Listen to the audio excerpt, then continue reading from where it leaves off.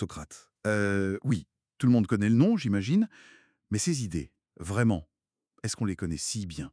C'est une bonne question. C'est souvent une figure un peu mythique, quoi. Exactement. Alors aujourd'hui, on va essayer de creuser un peu en s'appuyant sur une vidéo YouTube, Socrate, simplement. L'idée, c'est de voir ce qu'on peut retenir d'essentiel sur lui. Mhm. On situe où déjà? Athènes, 5e siècle avant Jésus-Christ, c'est ça? C'est ça. Une période, bon, faste pour la démocratie athénienne, mais aussi très agitée. Il y avait la guerre du Péloponnèse, des tensions politiques fortes. D'accord. Et Socrate débarque là-dedans. Fils de tailleur de pierre, de sage-femme, mais aussi ancien soldat, hoplite même. Ça intrigue ce mélange. Oui, tout à fait. Et notre but ici, c'est vraiment de distiller ce que cette source nous dit de sa pensée, sa méthode, sa vision de la société, son héritage. D'accord. Mais attention, hein, Socrate, il a rien écrit. Jamais. Ah oui, c'est vrai. Donc tout ce qu'on sait ou croit savoir, ça passe par d'autres, surtout Platon, un peu Xénophone aussi. Et bon, Platon, parfois, il met ses propres idées dans la bouche de Socrate. Le fameux philosophe roi, par exemple, c'est très platonicien. Faut rester prudent. D'accord, mais prudence. Mais justement, parlons de sa critique de la démocratie. Ça peut paraître étonnant. Pour Athènes, pourquoi il s'en méfiait au juste? Ben, la source explique bien qu'il craignait que la démocratie favorise les beaux parleurs, les démagogues, plutôt que les gens vraiment compétents pour diriger. Hmm, Il utilise une analogie assez forte, celle du navire. Est-ce qu'on choisirait le capitaine au vote, en prenant le plus populaire, ou celui qui s'y connaît en navigation? logique, oui. Pour lui, la politique, c'était pareil. Ça demande une vraie compétence, une recherche de la vérité. Pas juste savoir bien parler pour convaincre la foule. Et ça, c'était tout le contraire de ce que faisaient les sophistes. Les sophistes. Exactement. Eux, c'était les profs de rhétorique, c'est ça? Qui se faisaient payer pour apprendre à bien baratiner, en gros. C'est un peu ça, vu par Socrate en tout cas. Il méprisait cette idée de vendre le savoir, et surtout cette approche qui, pour lui, se fichait pas mal de la vérité. L'important, c'était de gagner le débat. Je vois. Dans le Gorgias de Platon, Socrate compare d'ailleurs la rhétorique à de la flatterie, à une sorte de cuisine qui vise le plaisir immédiat, pas le bien réel. Pour lui, la sagesse, la vraie, elle émerge du dialogue honnête, de la confrontation des idées, pas d'un cours payant. D'accord. Et ça nous amène à sa propre démarche. Il y a cette histoire célèbre avec l'oracle de Delphes. L'oracle aurait dit que Socrate était l'homme le plus sage. Comment il a pris ça? Eh bien, avec beaucoup d'humilité, justement, il était apparemment très surpris. Ah oui? Oui. Du coup, il est allé voir les gens qui avaient la réputation d'être sages. Les politiciens, les poètes, les artisans. Et il s'est rendu compte, en discutant avec eux, qu'ils pensaient savoir plein de choses, mais qu'en fait, ils étaient souvent incapables de justifier leurs propres croyances. Ils ignoraient leur ignorance. D'où sa fameuse phrase. Voilà. Tout ce que je sais, c'est que je ne sais rien.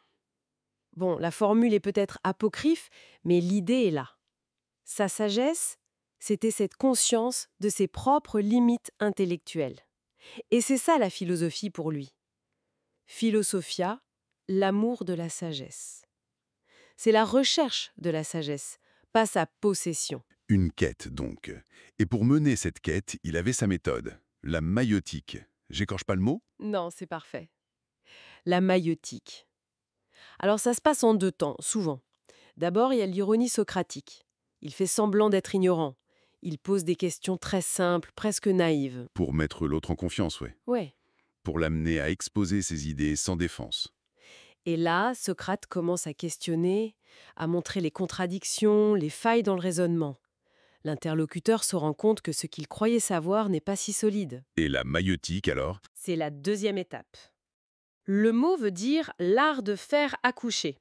Comme sa mère, qui était sage-femme et faisait accoucher les corps, lui, il aidait les esprits à accoucher de leurs propres pensées, à trouver la vérité en eux-mêmes, par le dialogue. Ça devait être déstabilisant quand même pour ceux qui discutaient avec lui. On a un exemple? Ah oui? Le dialogue avec Euthyphron sur la piété est un classique. Euthyphron se croit expert en piété. Socrate lui demande: Bon alors, c'est quoi la piété? Euthyphron donne une définition. Socrate pose une question, puis une autre. Est-ce que quelque chose est pieux parce que les dieux l'aiment, ou est-ce que les dieux l'aiment parce que c'est pieux? Subtil. Exactement. Et petit à petit, toutes les définitions de Euthyphron volent en éclats. À la fin, Euthyphron s'en va, un peu agacé et sans réponse claire. Mais il a été forcé de réfléchir. C'est ça, l'effet Socrate. On comprend mieux pourquoi il a pu agacer, oui. Critiquer la démocratie, bousculer les certitudes comme ça. Ça a fini par le mener au procès, forcément. Oui, c'était presque inévitable. Les accusations officielles, c'était l'impiété, ne pas croire aux dieux de la cité, et la corruption de la jeunesse. Corrompre la jeunesse en les faisant réfléchir. En gros, oui. Mais derrière, il y avait sûrement des raisons plus politiques. Ses liens avec certaines figures controversées, sa critique constante des institutions, ça dérangeait beaucoup de monde. Et sa défense n'a rien arrangé, apparemment. Ah non. Au lieu de plaider coupable ou de demander une peine clémente, il a été jusqu'à dire qu'il méritait d'être nourri aux frais de la cité, comme un héros olympique pour les services rendus. Quelle provocation. Pas étonnant qu'il ait été condamné. À boire la ciguë. Oui. Et le plus marquant, c'est qu'il a accepté cette sentence. Il aurait pu s'évader, ses amis avaient tout préparé, mais il a refusé par respect pour les lois d'Athènes, même si elles le condamnaient injustement, pour rester cohérent avec ses principes jusqu'au bout. Un geste fort. Alors, au final, quel héritage il nous laisse, Socratime? Un héritage immense, mais aussi complexe. Il est vraiment le symbole de la démarche philosophique occidentale.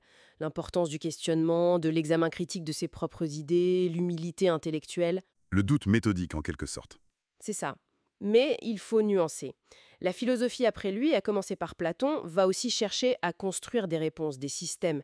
Elle va utiliser l'écriture, ce que Socrate refusait.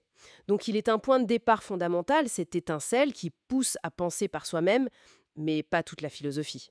Donc, pour résumer très vite, Socrate, c'est cette figure qui incarne la philosophie comme une recherche permanente, humble, basée sur le dialogue critique pour se connaître soi-même et interroger le monde. C'est une excellente synthèse, oui.